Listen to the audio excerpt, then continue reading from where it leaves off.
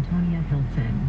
She's written a new book called Madness, Race and Insanity in a Jim Crow Asylum. And in it, Hilton traces one of the last segregated asylums in the nation, Crownsville Hospital in Maryland, built in 1911 from the ground up by 12 black men who would later become patients there, some spending their entire lives in the hospital. As Hilton writes in her book, by the end of the 20th century, the asylum faded from view as prisons and jails became America's new focus to house the mentally ill. Hilton, who is a journalist with NBC, spent more than a decade of investigative reporting and archive retrieval to piece together the 93-year history of Crownsville. She explores what that history tells us about the state of mental health services and public perception today.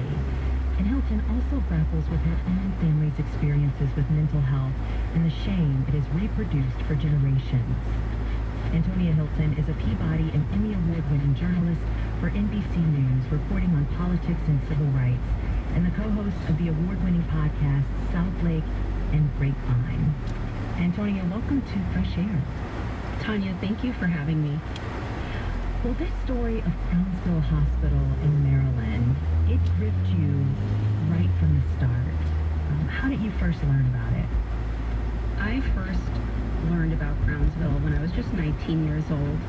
I was in college, I was a freshman, and I stumbled across a monograph by a social worker named Vanessa Jackson, and she was writing about race and mental health and looking at the history of segregated asylums very broadly. So there was just, I think, maybe 2 paragraphs about Crownsville and a couple notes and conversations from a site visit and maybe 1 or 2 staff members that she had spoken to. And I was transfixed and transformed in a split second. I had this long kind of searching, I think, that stems all the way back to my childhood. I come from a very big black family. We're very tight. We spend a lot of time together. But the one thing that we had for so many years had a hard time talking about was mental health and mental well-being.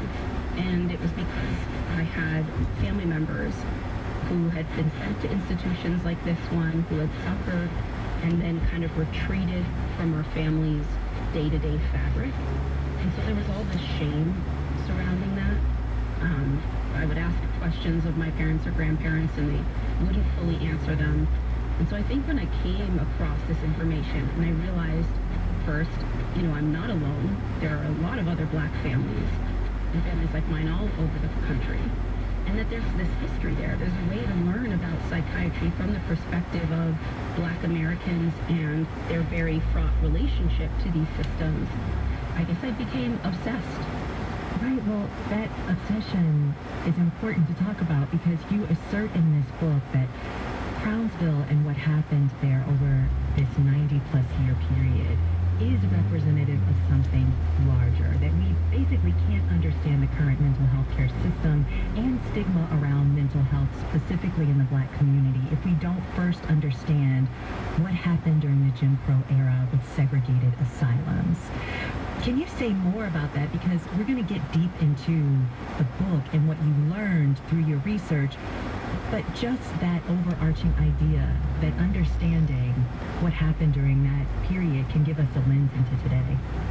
Yeah.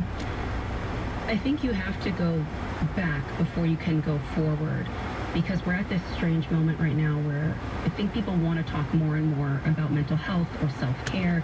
People are admitting publicly that they've sought therapy or that they're on certain medications. But very few people in the black community, and I would argue really every community in the country, very few people understand why our system rates this way.